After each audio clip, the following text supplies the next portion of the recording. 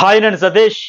ఈ ఎపిసోడ్ చూసిన తర్వాత నాకేమనిపించిందంటే ఫస్ట్ ఇందాక ప్రోమో చూసాక ఏమనిపించిందో చెప్పా కదా. ఇప్పుడు ఎపిసోడ్ చూసిన తర్వాత ఏమనిపించిందంటే క్లియర్‌గా చెప్పాలంటే అయ్యో పాపం అని అనిపించింది మణికట్టను చూస్తే. అట్లాగే రెస్పెక్ట్ కూడా పెరిగింది అని చెబుతా. ఎందుకంటే నేను ప్రోమోను బట్టే అని కూడా క్లియర్‌గా చెబుతా ఉంటా. ప్రోమోను బట్టి నాకేమనిపించింది అట్లాగే ఎపిసోడ్ చూసాక ఏమనిపిస్తుందంటే అప్పుడు ఇది నిజంగా జట్కా బండి కావాలని సీన్ క్రియేట్ చేస్తున్నాడు అన్నట్టుగా ఆ ప్రోమో తాలూకు ఎడిటింగ్, మిక్సింగ్ చూసాక అనిపించింది. ఇక్కడ క్లియర్‌గా ఎపిసోడ్ చూసిన తర్వాత అయ్యో! ఏంటి ఇలా విసిరి కొట్టేసాడని నిఖిల్ అనిపించింది. అంత దెబ్బ తగిలిలా ఏమైపోతాడని కూడా ఆలోచించకుండా చాలా రూడ్‌గా ఆడాడు. అక్కడ పృథ్వీ చాలా అగ్రెసివ్‌గా ఆడితే ఇతను చాలా రూడ్‌గా ఆడాడు. కనీసం ఏమైందని కూడా చూడలే. మీరు గమనిస్తే ఎపిసోడ్‌లోకి వెళ్ళాక మణికంఠని ఒక లాస్ట్ నుంచి ఎపిసోడ్ పెడతారు కదా మనకి హాట్‌స్టార్‌లో. లాస్ట్ నుంచి ఒక 10, 30 సెకండ్ల దగ్గర నుంచి చూడండి. లాస్ట్ నుంచి ఇంకా ఒక 10, 30 దగ్గర నుంచి చూస్తే ఎవరైనా నిఖిల్ వచ్చి మణికంఠని పరిగెత్తుకుంటూ ఆయన ఏదో మణికంఠ ఎగ్స్ పట్టుకొని వస్తుంటే పరిగెత్తుకుంటూ వచ్చి ఇలా 2 చేతులు పట్టుకొని ఇలా ఇసిరి కొడితే ఎల్లి దబ్బున పడ్డాడు. ఇది తగిలింది నేలకి. ఆ సీన్ చూసి పాపం అంత పడిపోయాక కూడా తన ఎగ్స్ చాలా గట్టిగా తగిలింది నేల దెబ్బ. అంత ఫోర్స్‌గా ఇలా ఇసిరి కొడితే ఈ 2 చేతులు ఇరుగుతాయా? నేలకేసి కొట్టేశాడు. పడిపోయాడు. పడిపోయినా సరే ఆయన ఎగ్స్ కోసం తను మళ్ళీ పాకులాడి అలా ఇలా దేవుకుంటూ అలా ఉండిపోతే అయ్యో! ఏంటి ఇంత గట్టిగా కొట్టేసాడు అనిపించింది. కనీసం నిఖిల్ వెనక్కి తిరిగి కూడా చూడకుండా పారిపోయాడు. ముందుకెళ్ళిపోయాడు. తన ఎగ్స్ తనకి ఇచ్చుకుంటున్నాడు. మళ్ళీ అదే ఉన్నాడు తప్ప వెనక్కి తిరిగి కూడా చూడలే. కాసేపటి తర్వాత యష్మి చూసింది, వచ్చింది. ఆ తర్వాత ఏమో అభయ్ వచ్చాడు. ఆ తర్వాత మళ్ళీ ఈ నిఖిల్ వీళ్ళొచ్చారు గానీ, కనీసం పట్టించుకోకుండా చూస్తే ఆయన అంత తగిలినాక కూడా ఎగ్స్ కాపాడుకోలేదు. ప్రొటెక్ట్ చేసుకోలేదు. ఎంత గట్టి కొట్టాడంటే మీరు మళ్ళీ నేను అందుకే డ్యూరేషన్ కూడా చెప్తున్నా. ఆ 2 రెక్కలు ఇలా చేతులు వెనక్కి పెట్టి ఇలాగ లాగి ఇలా కొడితే గిర్రున తిరిగి అసలు సన్నగా ఉన్నాడు. నిఖిల్ చూస్తే అంత ఉన్నాడు మనిషి. అలా కొడితే ఏమైతడా మనిషి? కనీసం చూసుకోలేదే. అరే పడిపోయాడా? ఇసురు కొట్టేసానా? ఎంత గడ్డి తగిలింది? ఏమయ్యిందో అని. అంత సీన్ చేసాడు. పాపం నిజంగా చూస్తే అది మా పాపం అనిపించింది. రెస్పెక్ట్ కూడా పెరిగింది. ఎందుకంటే అంత జరిగినా సరే ఇంకా తన ఎగ్స్ ప్రొటెక్ట్ చేసుకోవాలి. తన క్లాన్ కోసం గెలిపించుకోవాలి అన్నట్టుగా తర్వాత కూడా లాస్ట్‌లో కూడా నీ లైఫ్ కోసం అని చెప్పినా సరే మళ్ళీ అక్కడ కూడా వచ్చి సరే నేను ఆడతా నన్నేరా తప్పించేస్తారట అన్నంత అక్కడ ఏడ్చాడు. ఏడవడంతో అప్పుడు ప్రోమోలో మిక్సింగ్ చేసిందంతా మనకైతే ఏంటి మళ్ళీ మారాడని నేను కూడా రోజు చెబుతా ఉన్నా. అప్రిషియేట్ కూడా చేస్తా ఉన్నా. ఫస్ట్ వీక్ మణికంఠ కనిపించట్లా. బాగా ఆడుతున్నాడు స్ట్రాటజీల ప్రకారం. కానీ మళ్ళీ ఆ ప్రిపరేషన్ అంతా తీసి మళ్ళీ ఇక్కడ పెడుతున్నాడు అనిపించింది. కానీ చూస్తే కెమెరాలో కూడా కనబడకూడదు నా మూలకైతే వెళ్ళి ఆ సిచ్యువేషన్ చూస్తే మాత్రం అతని స్పిరిట్ అయితే నచ్చింది నాకు. అందుకే రెస్పెక్ట్ కూడా పెరిగింది అనేది. ఎందుకంటే నన్ను ఎలా తీసేస్తారు మీరు? నాకు పర్వాలేదులే, నేను ఆడతాను, నేను స్ట్రాంగే అని ప్రూవ్ చేసుకున్న ప్రయత్నం ఏదైతే ఉందో నిన్న మొన్న వరకు క్యారీ చేసింది అది కంటిన్యూ చేశాడు. అయితే ఇక్కడ హైలైట్ అయింది ఏంటి? ఓవరాల్‌గా ఈ కోడి గుడ్ల టాస్క్‌లో పృథ్వీ తాలూకా అందరూ అగ్రెసివ్ అన్నారు. ఆ అగ్రెసివ్ అన్ని లెవెల్స్ దాటేసి బూతుల వరకు వచ్చేసినాయి. ఆ తర్వాత కూడా ఇంకా కొట్టే స్థితికి వచ్చాడు. లాస్ట్ స్టేజ్ వరకు వచ్చి ఆగాడు ఆయన.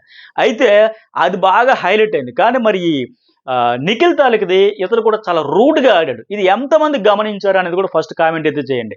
నవ్వుతున్న ఫేస్ కనబడుతున్నా సరే అలా ఇసురు కొట్టడం, కనీసం తర్వాత కూడా వెనక తిరిగి చూసుకోకుండా చూస్తే ఆ కంటెస్టెంట్‌కి ఏమైనా అయితే ఏంటి పరిస్థితి? కనీసం చూసుకోవాలి కదా!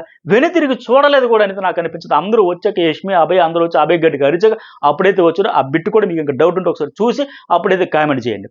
సరే ఇంకా ఎపిసోడ్ వైజ్ వెళ్దాం. ఎక్కడ ఎవరిది రైట్ రాంగ్ అనిపించింది ఎపిసోడ్ చూస్తే ఫుల్ క్లారిటీ వచ్చేస్తుంది కనుక నిఖిల్ ఇక్కడ చేతితో పగలగొట్టకూడదు, ఎందుకు కొట్టకూడదు నేను టాస్క్కి సంబంధించి మాట్లాడుతూ ఉంటారు కదా. అభయ్ అలాగే యష్మి చేసిన వితండవాదం చూస్తే నాకు ఇంత దారుణంగా వితండవాదం చేస్తున్నారంటే మినిమం బేసిక్ కూడా ఆలోచించుకుంటే ఎలా మాట్లాడుతున్నారు అనిపించింది. యష్మి ఏమంటుంది ఎంతసేపు స్టిక్ విరిగిపోతే గేమ్ ఆపాలని కూడా రూల్ లేదు, సంచాలకి ఆపారు, నువ్వు చెప్పు నేను ఆడు అంటే నువ్వు వద్దు అని చెప్పు, అందుకే అప్పుడే నువ్వు ఓడిపోయినట్టు అని చెబుతుంది. నీ స్టిక్ విరిగిపోయింది కనుక నువ్వు ఓడిపోయినట్టే కదా, రూల్ లేదు కదా అని చెబుతూ ఉంటుంది. సో అప్పుడే నిన్ను డిస్క్వాలిఫై చేసేయాలి, మా బెలూన్ కూడా చివరి వరకు ఉండింది అంటుంది. స్టిక్ విరిగిపోతే గేమ్ ఆపాలని కూడా రూల్ లేదు అంటుంది. మరి రూల్ గురించి ఆడేటప్పుడు 100% రూల్సే పాటించాలి.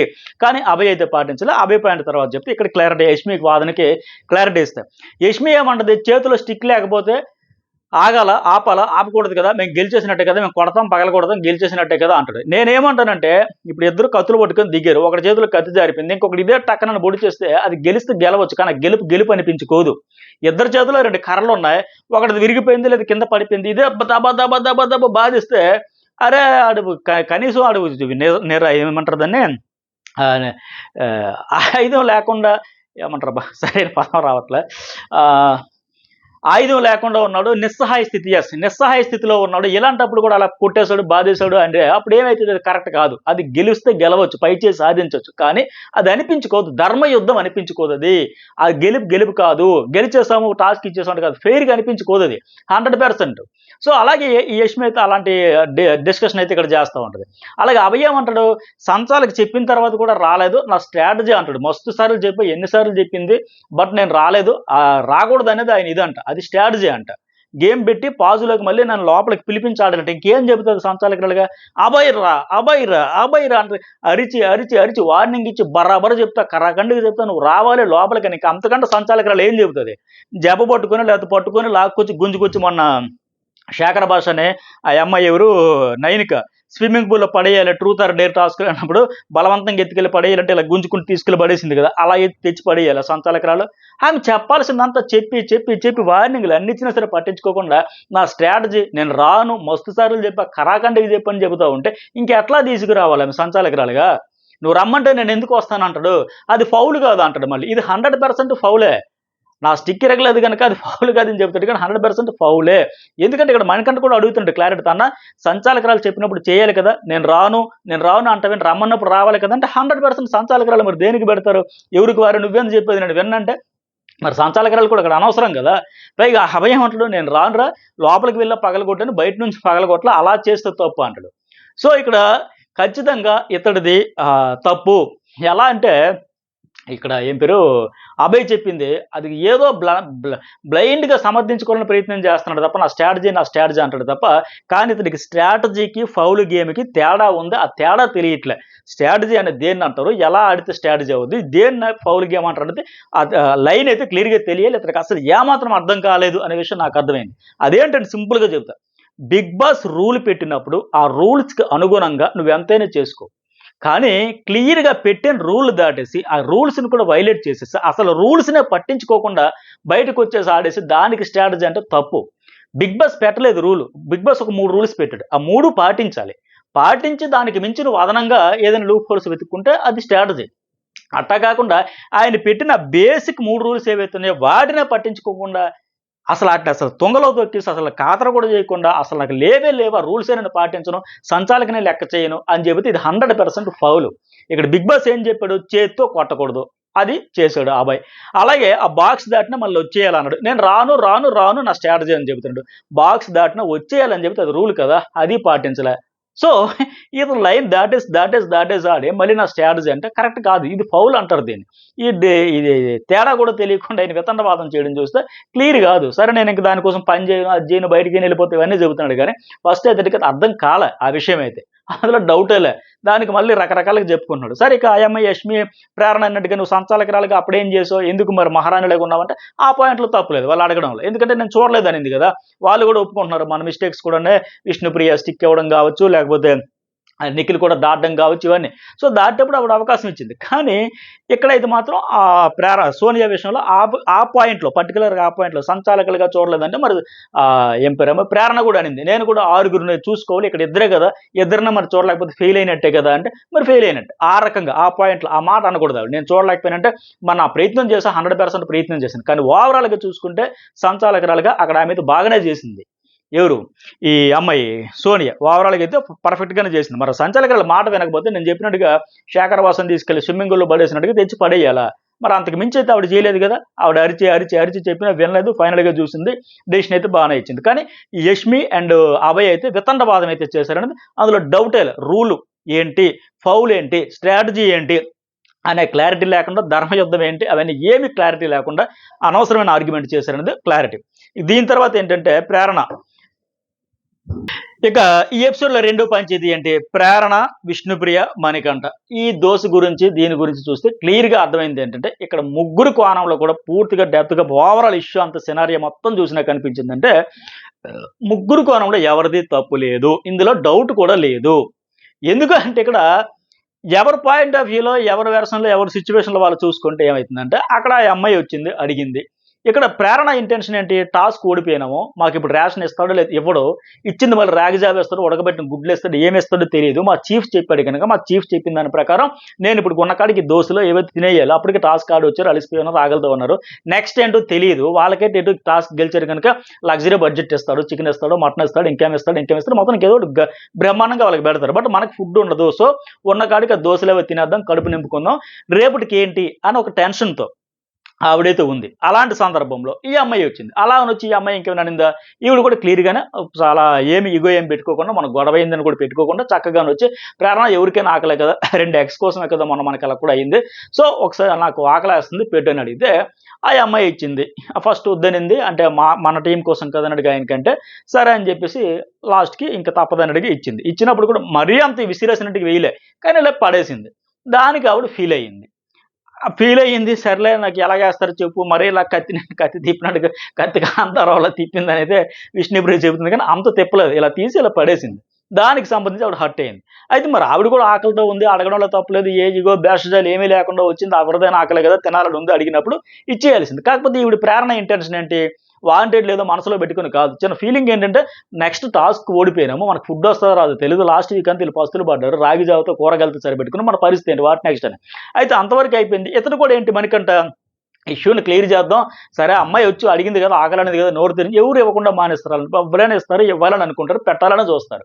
సో అక్కడ అడిగిన దాని తర్వాత సరే పెట్టేసింది. ఆ అమ్మాయి వెళ్ళిపోతున్నప్పుడు కూడా మహాన్ అయిపోయినావు కదా! మహానేత అయిపోయినావు కదా! సో నీ త్యాగాలు నువ్వు లెక్క మన చీఫ్ చెప్పారు అదే చేస్తాను. వాళ్ళది వాళ్ళు వేసుకుంటారు కదా! మనది మనం వేసుకుంటాం. అంటే లేదు ఆమెకు వేసేస్తాను నువ్వు కూడా అన్నావు. సో ఆమె అందుకు ఫీల్ అయిపోయిందని చెబుతాడు. ఈయనేమో ఆవిడకి ఇవ్వాలని ఇంటెన్షన్ లేదని విష్ణుప్రియ, అలాగే ఈ అమ్మాయి చెబుతారు. లేదు ఎందుకు లేదు? దాని వెనక రీజన్ ఏంటంటే ఆవిడ పాయింట్ ఆఫ్ వ్యూ కూడా మనం ఆలోచించాలి కదా! కరెక్ట్‌గా ఇంటెన్షన్ కనిపించింది. ఆమె కూడా చెప్పింది. మనది మనం వేసుకుందాం. వాళ్ళది వాళ్ళు వేసుకుంటారులే మనకెందుకని లెక్క. సో ప్రేరణ మళ్ళీ తర్వాత ఆ సెకండ్‌కి అలాగ అన్నా గాని నాకు మళ్ళీ ఆకలి అనే పాయింట్ గుర్తుకొచ్చి వెళ్లి వేశాను, తెచ్చానని లెక్క. అలాగే నబీల్ అక్కడ ఏమంటాడు, మనీ మధ్యలో లేకపోతే ఇష్యూ లేదు. అసలు ఈడే పెద్దది చేశానని ఆయన మాట్లాడతాడు. విష్ణుప్రియ కూడా అదే అంటది. ఆవిడకి పెట్టాలని బుద్ధే లేదు. మనసులో ఏదో ఉంది. ఇవ్వాలని ఏదో కాదు, ఇంకేదో కాదు ఆవిడ నామినేషన్ దగ్గర 2 గుడ్లు, 5 గుడ్లు, 5 ముక్కల చికెన్ గురించి ఆ పంచాయతీ అంత పెట్టుకోలే. ఇప్పుడు టాస్క్ ఓడిపోయాం. రేషన్ రాదు. వాట్ నెక్స్ట్ అంతే తప్ప ఇంకేది కాదు ఆవిడకి. అయితే అంతటితో పోనీ అయిపోయింది. ఇష్యూ అయిపోయాయి. కానీ విష్ణుప్రియ కూడా వెళ్ళిపోయింది. మళ్ళీ వచ్చిన తర్వాత ఈ మహాన్ అనే టైప్‌లో మనింది. నువ్వు పెద్ద త్యాగమూర్తిలాగా మహాన్ అయిపోదాం అనుకుంటాను అనడంతో ఆ మాట విష్ణుప్రియ వినింది. ఇక్కడి నుంచి మళ్ళీ పెద్దదయిపోయారు. సో మొత్తానికి విష్ణుప్రియ కూడా ఆకలేసిన ఇగో లేకుండా ఫ్రీగా ఎళ్ళింది, అడిగింది. ఆవిడ కూడా ఆ ఉద్దేశం ఉన్నా సరే దాచుకోవాలి. నెక్స్ట్ లేదు కదా! మాకు ఫుడ్ అని ఉన్నా సరే మణికంఠ కూడా క్లియర్ చేద్దాం అనుకున్నాడు తప్ప ఇంకా ఆయనకి వేరే ఉద్దేశం లేదు. దీన్నేదో చినికి గాలివాన్ చేసేద్దామని కాదు. పెద్ద గొడవ చేసేసి ఇక్కడ అటెన్షన్ సీకర్‌గా మారిపోదామని లేదు. ఈ నిఖిల్ నబీలు, ఆదిత్య, అభయ్ వాళ్ళైతే మార్నింగ్ మాత్రం దీని తర్వాత బయట డిస్కషన్ చేసుకున్నారు ఇలాగే. ఆ అమ్మాయి ప్రేరణ కూడా చాలా హార్డ్ వర్క్ చేస్తది. పనులన్నీ చేస్తది. అంతమందికి దోసలేసింది. బట్ ఇతడొచ్చి ఇలా రచ్చ చేసిన తర్వాత గెట్ ఔట్ ఏదో అనింది. షటప్ గెట్ ఔట్ అని. బట్ అంత పని చేసినా సరే బ్లేమ్ చేస్తారని లెక్క ఆవిడ ప్రతిదానికి టార్గెట్ అయిపోయింది లెక్క. సో తర్వాత ఫైనల్‌గా మళ్ళీ కూడా ఏంటి ఇద్దరు కూడా అక్కడ మళ్ళీ నాకు నచ్చింది. ఇద్దరు విష్ణుప్రియ, ప్రేరణ ఇద్దరు కూడా హౌస్‌కి కూడా సారీ చెప్పారు. హార్మోని మొత్తం మా వాళ్ళ దెబ్బతినింది. ఆ ఉద్దేశం లేదని లెక్క. అలాగే సోనియా వచ్చి సరే తీసుకెళ్ళి పెట్టానప్పుడు కూడా ప్రేరణ ఎలాంటి ఫీలింగ్ లేకుండా చక్కగా వెళ్ళింది. ఆవిడకి తినిపించి మళ్ళీ ఈవిడ కూడా ఎమోషన్ అయిపోయింది. ఇక్కడైతే నేను అందుకే క్లియర్‌గా చెప్తా. ముగ్గురిది తప్పు లేదు. టాస్క్ పోయింది, రేషన్ లేదు అనేది ఆవిడ టెన్షన్. మన వరకే మనం పెట్టుకుందామని. ఏమిస్తాడో తెలీదనక. విష్ణు కూడా ఏంటి ఏ ఫీలింగ్ లేకుండా వచ్చాను, అడిగాను ఆకలి కోసం. ఆకలి ఎవరిదైనా ఆకలే కదా! అంతే తప్ప ఆ అమ్మాయిని ఇంకేదో చేద్దామని కాదు కదా! అని ఆ అమ్మాయి పాయింట్ ఫీల్ అయ్యారు. అలాగే ఇతనికి కూడా ఏంటంటే ఎందుకు అలాగా అడిగినప్పుడు ఇవ్వకుండా మానేస్తాం లెక్క. అంతే తప్ప విష్ణుప్రియ అంటే కత్తి ఎలా తిప్పలా, జైల్లో ఖైదీలాగా చూడలే, అంతైతే చూడలేదు. సో మొత్తానికి అది. ఆ తర్వాత మళ్ళీ ఏంటంటే నీ వల్ల చిన్న సిట్యుయేషన్ చాలా పెద్ద అయిపోయిందని నిజంగా అనిపించింది తర్వాత. మణికంఠ అనవసరంగా మీ మధ్య దూరానా, నన్ను బ్లేమ్ చేయకు, నన్ను రబ్ చేయకు. ఆయన ఫీల్ అవ్వడంలో తప్పు లేదు. ఎందుకంటే పిల్లి దెబ్బలాడుకుని మధ్యలో కోతి రొట్టె ముక్క ఎత్తుకెళ్ళిపోయినట్టుగా వాళ్ళకి వచ్చింది ఫైనల్‌గా. ఇతనికేమో వచ్చింది. అసలు లేకపోతే అంత ఇష్యూ అయ్యేది కాదేమో లెక్క. ఎందుకంటే ఆవిడ పెట్టొచ్చు, లేకపోతే అక్కడ వదిలేయొచ్చు, లేకపోతే విష్ణుప్రియ తీసుకోవచ్చు. ఇష్యూ చిన్నది అయిపోతుందంటే వాళ్ళకు ఉండింది. మధ్యలో నువ్వు లేకపోతే మామూలుగా అయిపోతున్నామో. ఎందుకంటే మాటలు లేవు. గ్యాప్ వచ్చింది ఇద్దరి మధ్య. సో వేరే లెక్క సాఫ్ట్‌గా అయిపోతున్నామో. అడిగిన సరే ఇవ్వలేదంటే అప్పుడు ఇంక సిట్యుయేషన్ అలా ఉండదు. సో నువ్వే పెద్దది చేస్తావు లెక్క. ఆవిడ ఫారెస్ట్ ఫెలో వేస్ట్ పోరా అని ఆ యారగెన్స్ అయితే ఇక్కడ కనిపించింది గానీ, దాని వెనకున్న పెయిన్. అందుకే తర్వాత మళ్ళీ విష్ణు దగ్గరికి వచ్చి కూడా చెప్పుకుంటది కదా! మా క్లాన్తో మాట్లాడుకున్నా, మా ఫ్రస్ట్రేషన్లో అనుకున్న రేషన్ ఉండదని దోశలని సో ఆ పంచాయతీ తప్ప దోచుకోలేదు కాదు. సో మనది మనం వేసుకుని చెప్పవల్ల మరి నేను క్లాన్కి చీఫ్కి రెస్పెక్ట్ ఇవ్వాలి అని చెప్తే విష్ణుప్రియ కూడా అంటే అదేం లేదు ఆ టైంకి ఆకలేసింది అందువల్ల నేను వచ్చి కాకపోతే వేసే విధానం నాకు నచ్చలేదు నేను అందుకే హర్ట్ అయ్యి తప్ప అదేం లేదు నీది కూడా ఏం లేదు నువ్వేం చేసావు నువ్వేం చేయలేదంటే మా ఇక్కడ సరిపోయింది మొత్తానికి. విష్ణు నువ్వు మాట్లాడు నువ్వు నోరిప్పు లేకపోతే నేను బ్లేమ్ అయిపోతా నన్ను రబ్ చేయొద్దని ఆయన కూడా ఇంటేనని చూస్తే మొత్తానికి ఫైనల్గా చెప్పడం ముగ్గురిది ఎవరిది తప్పు అయితే లేదు. సరే పృథ్వీ నెక్స్ట్ ఏడుస్తే బాగా ఎమోషన్ అయిపోతాడు.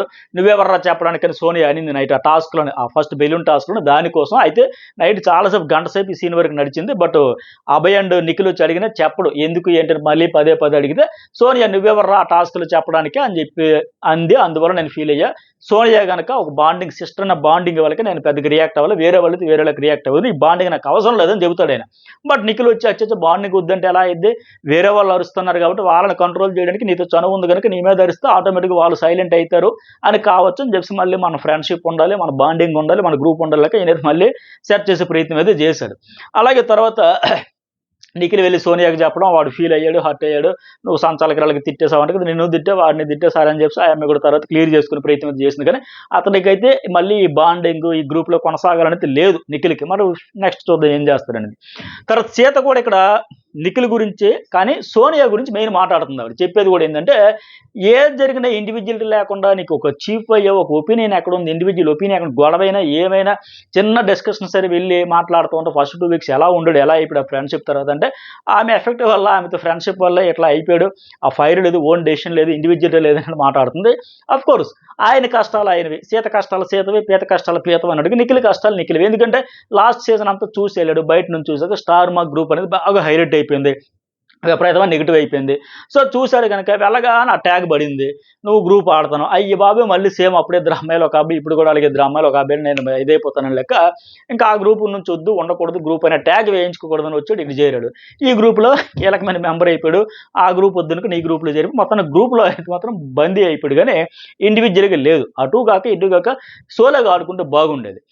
తర్వాత రేషన్ అయితే ఇచ్చాడు రేషన్ ఇచ్చే షాపింగ్ అనేటప్పుడు నిఖిల్కి ఏమో సూపర్ మార్కెట్ అంటే నాన్ వెజ్ అంతా దొరుకుతుంది అభయ్కి ఏమో జనరల్ మార్కెట్ మీరు టాస్క్ ఓడిపోయారు కదా కోరుకున్న మనసుపడిన ఫుడ్ తీసుకోకూడదంట బిగ్ బాస్ నీ వల్ల ఓడిపోయాం బిగ్ బాస్ అని అనడం బిగ్ బాస్ మీద కూడా పనిచేసాడు అభయ్ బాగుంది ఫన్నీగా.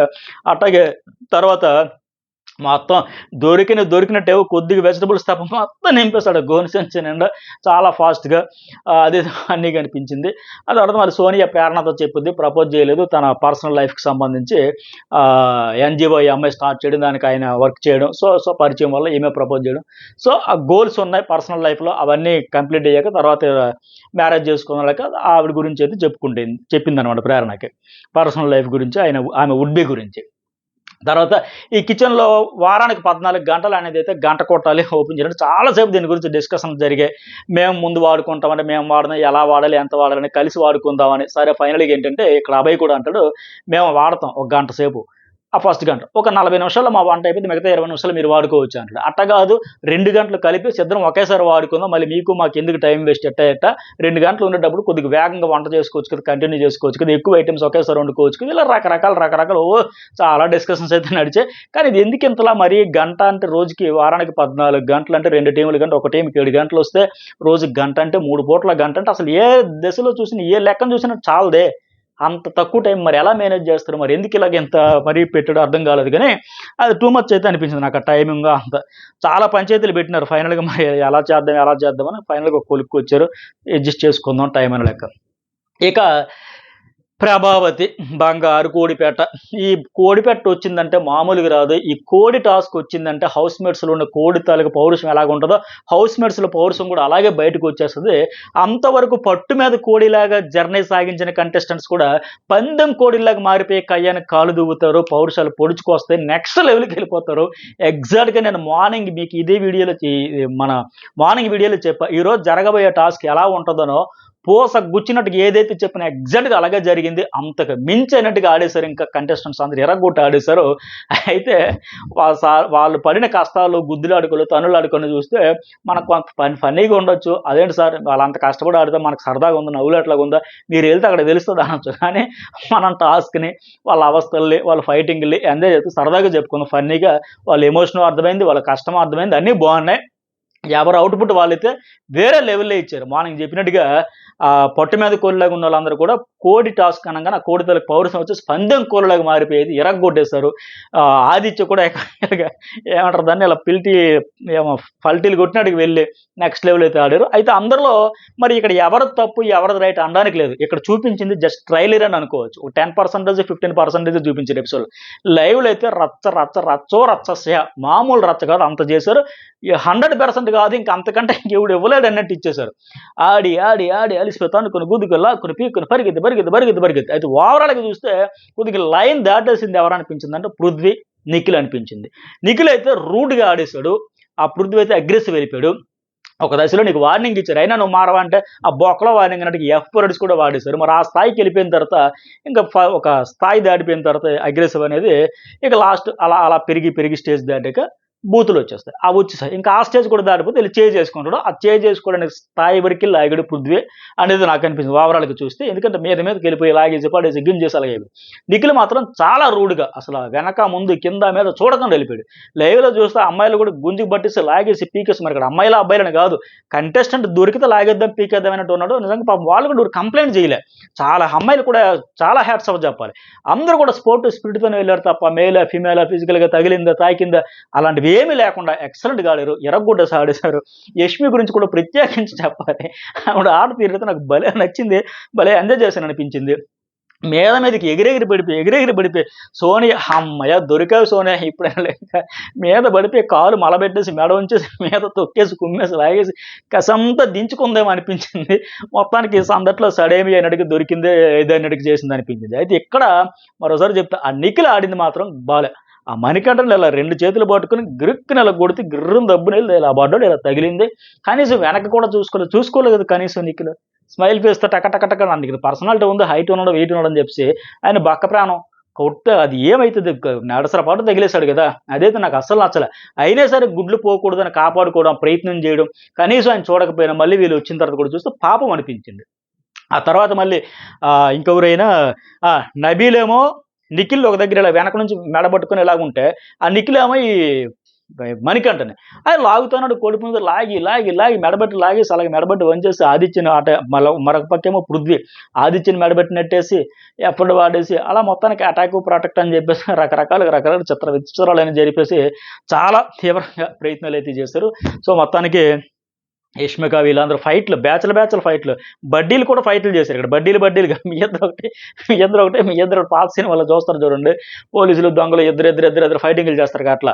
యష్మిక, నయనిక అలాగే పృథ్వీ అండ్ ఆదిత్య అలాగే సీత అండ్ ఏం పేరు ఈవిడ సోనియా. అంటే మాట్లాడుకున్నాడు మనిద్దరం చేద్దాం అంటే ఫైటింగులు కూడా బాగా చేశారు. అయితే కొన్ని దగ్గరలో ఆదిత్య నెక్కలాగడం, ఆ పృథ్వీ ఏమో మళ్ళీ మణికంఠ నెక్కలాగడం. ఇవి కొద్దిగా మణికంఠ మరీ బక్కగా ఉండడం వల్ల కావచ్చు. ఆయన కొద్దిగా అలుసెయ్యడేమో మొత్తానికి నెట్టేసి, లాగేసి, తోసేసి ఇవన్నీ జరిగినాయి. అయితే యష్మి కూడా ఒకటి అంటది, నేను అమ్మాయే కదా, నేనే ఆడుతున్నా కదా, ఇలాంటి పెట్టొద్దని చెప్పను. ఫిజికల్ అయితది ఇది. టాస్క్ నేచర్ అది. ఇది ఏ సీజన్‌లోనే కాదు, ఏ సీజన్‌లో ఏ లాంగ్వేజ్‌లో పెట్టినా నెక్స్ట్ లెవెల్‌కి వెళ్ళిపోద్ది. ఎందుకంటే అది కోడి కదా! ఆ కోడి పౌరుషం ఆవాహయామి అన్నట్టుగా వచ్చేస్తదేమో మరి. వచ్చేయడం వల్ల అట్లా అనిపిస్తదో ఏమో. విష్ణుప్రియ కాదు ఎవరు కూడా ఇంకా ఆడము అనడానికి లేకుండా ఆడేశారు. మొత్తానికి ఫస్ట్ రౌండ్ నిఖిల్ అయితే 21, అభయ్ టీమ్ 10 వస్తాయి. సో, తర్వాత ఇక్కడ అభయ్ తిట్లు చూస్తే నాకు నవ్వొచ్చింది. ఆ పృథ్వీ గారు లఫ్ట్ గేమ్ ఆడాడు. పనికి మాలిన గేమ్ ఆడాడు. అటాక్ చేశాడు, బ్లాక్ చేశాడు, వరస్ట్ ప్లేయర్, కామన్ సెన్స్ లేదు, బ్రెయిన్‌లెస్ అట. అభయ్ ఎన్ని తిట్లు తెచ్చుకొని వచ్చాడా అనిపించింది. ఎంత కోపం, ఎంత కసి, ఎంత ఫ్రస్ట్రేషన్ ఉందంటే మాటికి తిట్టి పోసేస్తున్నాడు ఆయనకి. సో, మొత్తానికి ఇంకా సెకండ్ రౌండ్ నబీల్ మళ్ళీ పట్టుకోవడం, లాక్కోవడం, బీకడం జరిగి అయితే ఇక్కడ మళ్ళీ ఏంటి రావద్దంటే వస్తాం. రచ్చది టాస్క్ అలాంటిదిలే మరి. ఒకరు ఎక్కువ చేశారు, ఒకరు తక్కువని కాదు. తర్వాత ఇక్కడ మళ్ళీ ఏంటంటే ఆ మనకంటే ఇంజ్యూరీ అయిపోయినా సరే మెడికల్ రూమ్‌కి వెళ్ళొచ్చా కూడా వాళ్ళు వద్దని చెప్పారు. హెల్త్ పరంగా నీకు ఫ్యామిలీ ఉంది కదా, వద్దు కదా, చూడాలి కదా, ఆలోచించాలి కదా, నేను చీఫ్‌గా చెబుతానంటే ఆయన స్పోర్ట్ స్పిరిట్ నచ్చింది నాకు. లేదు నేను ఆడతాను, నన్నెవరు వద్దంటారని చెప్పేసి అక్కడికి వెళ్ళి ఏడిచాడు. కానీ నేను ఇంత స్టార్టింగ్‌లో చెప్పాను, అందుకే ముందే చెప్పాను నేను. రెస్పెక్ట్ కూడా పెరిగింది. అయ్యో పాపం అనిపించింది. ఆడాలి, నిరూపించుకోవాలని. నిజంగా పాత మనకంటే ఇక్కడ వాంటెడ్‌లీ తెచ్చుకున్నాడేమో అనిపించింది కానీ అప్పుడు ఇప్పుడైతే కాదు.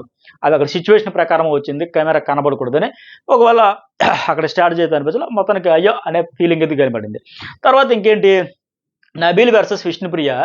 ఆ అమ్మాయి మామూలుగా చెబుతుంది. నేను అక్కడ వర్డ్ అయితే రాంగ్ పడొచ్చేమో అంటే అక్కడ ఇంటెన్షన్ నాకేం లేదు. నువ్వేదో నేను ఇక్కడ ఫీమేల్ కార్డ్ వాడేద్దామని కాదు. నన్ను ప్రొటెక్ట్ చేసుకోవడానికి నా బాడీ పార్ట్స్ నన్ను ప్రొటెక్ట్ చేసుకోవడానికి ఏదైనా చెప్తే హీట్ ఆఫ్ మూమెంట్‌లో సెక్యూరిటీ కోసం, ప్రొటెక్ట్ కోసం అన్న ఇలా దాచుకున్నానని లెక్క. జస్ట్ చెయ్యి తాకింది. బట్ అది తాకూడదు అన్నట్టుగా నేను అలాగ చెప్పుకున్నానని చెప్పింది తప్ప ఆవిడేదో ఇతన్ని నబీల్‌ని ఆహ్, వేరే లెక్క హైలైట్ చేద్దాం, పోర్ట్రేట్ చేద్దాం అని ఆవిడకి ఏ ఇంటెన్షన్ లేదు. జస్ట్ ఆ హీట్ ఆఫ్ మూమెంట్‌లో నన్ను ప్రొటెక్ట్ ఎందుకంటే స్ట్రాటజీగా వాడారక్కడ. ఆ మైండ్ గేమ్ కూడా ఆడతారు. ఎందుకంటే అమ్మాయిలందరూ తీసి టీ షర్ట్‌లే వేసుకోవడం. అలాంటి దశలో ఆ ఎగ్స్ కోసం ఎవరైనా చేయబడితే చూసుకోండి కొద్దిగానే ఆటోమేటిక్‌గా అంటారు కానీ అట్లా అన్నాను తప్ప ఇంకేం లేదని. నబీల్ మాత్రం అమ్మో! ఇది రాంగ్ పోద్దని లెక్క భయపడ్డాడు. అలాంటి వర్డ్ వాడొద్దు. నేనేమో ఎగ్గే టచ్ చేశా అంటాడు. బట్ ఆవిడే ఇతన్నేదో బ్యాడ్ చేసేద్దామని కాదు. ఇతనికి బ్యాడ్ లేదు. ఆ హీట్ ఆఫ్ మూమెంట్ టాస్క్‌లో ఫిజికల్ అయితే కదా! అంతే తప్ప అది అక్కడ హైలైట్ కాదు. అయితే ఇక్కడేంటంటే నబీల్ ఆ ప్రొటెక్ట్ చేసుకునే స్ట్రాటజీ అంటే కావచ్చు. స్ట్రాటజీస్ అవుతాయి. ఎందుకు అవ్వకూడదు? అయితే ఇక్కడ నిఖిల్ ఎవరిని మాట్లాడినప్పుడైనా ఇతను నిజంగా ఈ సీజన్‌కి నిఖిల్ లేకపోతే వేరే లెక్క ఉండేదేమో. ఎందుకంటే ఏ రోజైనా గమనించండి ఇద్దరు ఆర్గ్యుమెంట్ చేసుకుంటే నాన్న, అమ్మ, కన్న, చిన్న ఆ మంటంతా చల్లార్చేస్తున్నాడు. వేడంతా చల్లార్చేస్తున్నాడు. ఆ పనే చేస్తున్నానింక. అందుకే అన్న మాట్లాడినియి అన్న మమ్మల్ని మాట్లాడినియి ఏదో ఒకటి చెబుతాం కదా! మా ఫ్రస్ట్రేషనో, మా ఫీలింగ్సో, మా ఎమోషనో ఒక రివ్యూ ఇచ్చుకుంటాం కదా! ఎందుకు నువ్వు వాళ్ళకి ఆపేస్తావు అని లెక్క. ఆ అమ్మాయి అన్ని తప్పులే. ఆ స్ట్రాటజీ నీది వేసుకుంటానికి యష్మి కరెక్ట్‌గా చెప్పింది ఇక నిఖిల్‌కి. "నువ్వు మూసుకో. నేను మూసుకొని ఉన్నాం కదా! మూసుకో. నాకు చాలా ఉన్నాయి. మళ్ళీ కిలికేవంటే పెద్దవైతాయి. మూసుకొని" పర్ఫెక్ట్‌గా చెప్పిందింక. ఎందుకంటే వాళ్ళు మాట్లాడుకొని క్లియర్ చేసుకునే దానికి ఇతను మధ్యలో థర్డ్ పర్సన్ దూరితేనే పెద్ద పెద్దవయిపోతాయి ఇంక. సో, అట్ట గాకుండా కామ్‌గా ఉండడమే బెటర్ అనిపించింది. సో, ఫైనల్‌గా నిఖిల్ టీమ్‌కేమో ఎగ్స్ ఏమో 66 వస్తే అట్టగా అభయ్ టీమ్‌కేమో 34 వచ్చాయి కదా! సో, ఒకరు తప్పుకోవాలనేటప్పుడు మనకి ఇక్కడ మ్యాజిక్‌లు, జిమ్మిక్‌లు, మిక్సింగ్‌లు చేసి పెట్టారు. ఒకరు తప్పుకోవాలన్నాక అక్కడ మణికంఠ ఆడొద్దు అనే దానికి ఏడ్చుకుంటూ వెళ్ళేదాన్ని దాన్ని దీన్ని మిక్స్ చేసి మనోళ్ళేమో ఇలా చేస్తాడు ఈ బిగ్ బాస్ ఎడిటర్స్ అందరూ. సో, ఆ సభ్యుడిని ఎవరు తెప్పించారంటే మరి ఆటోమేటిక్‌గా ఫిజికల్‌గా స్ట్రాంగ్ అయిన నబీల్‌ని తెప్పిస్తారు వాళ్ళు. తప్పించారు. ఆయనకి సంచాలకంట. ఇక కత్తి మీద సాములాగా ఉంటది నబీల్‌కి ఇంతవరకు ఆయన కూడా సేఫ్‌గా, సాఫీగా సాగిపోతాను కానీ ఇప్పుడు మళ్ళీ ఆయన సంచాలక పాత్ర ఎలా చేస్తాడో చూద్దాం. సో, ఇవి ఎపిసోడ్ హైలైట్స్. మరి మీకేమనిపించింది? లైక్, కామెంట్ అయితే మర్చిపోకండి.